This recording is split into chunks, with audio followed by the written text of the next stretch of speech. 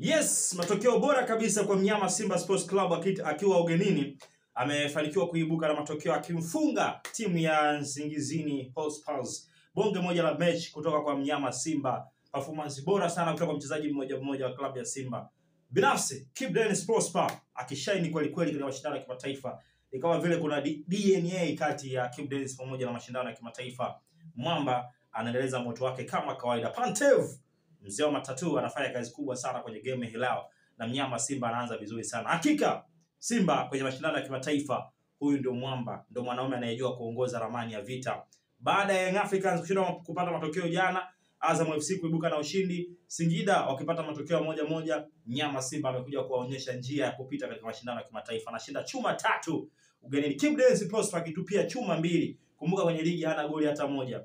Mwamba amekuwa akitengeneza takwimu katika mashindano ya kimataifa, lakini ndani amekuwa hana takwimu bora sana. Nitakukumbusha msimu huu Simba kwenye ligi ya mabingwa ya Afrika toka ameanza kucheza hajaishinda chuma 3. Mechi ya kwanza akicheza na Gaborone United away hakushinda hizo chuma. Game ya nyumbani hakushinda hizo chuma, lakini game ya leo against Nsingizini Hotspurs anashinda chuma 3.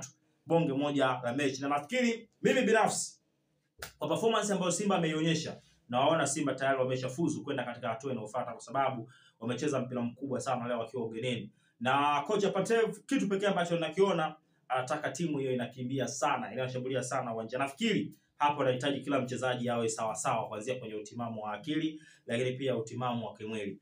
Jonathan Soa amepika bonge moja la bao kwa Kibu Denis. Kibu Denis finishing yake pia ilikuwa viwango vya hali ya juu sana. Nafikiri Simba tayari gari limewaka. Na nawaona Simba ambao msimu huu kwenye hatua ya makundi watakwenda kufanya vizuri sana. Na binafsi ndio timu ambayo mpaka hivi sasa imeshatengeneza daraja zuri la kwenda moja kwa moja katika hatua ya makundi. Na nadhani watakwenda kufanya vizuri sana.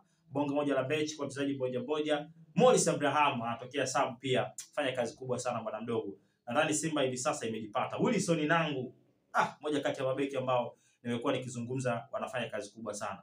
Lakini pia bila kipa wao Kamala, performance ya juu sana. Mwanzo mzuri kwa mnyama Simba, na naamini tayari wameshakata tiketi ya kwenda katika hatua inayofuata. Top performance no doubt kwa Pantev, akianza kazi yake vizuri sana.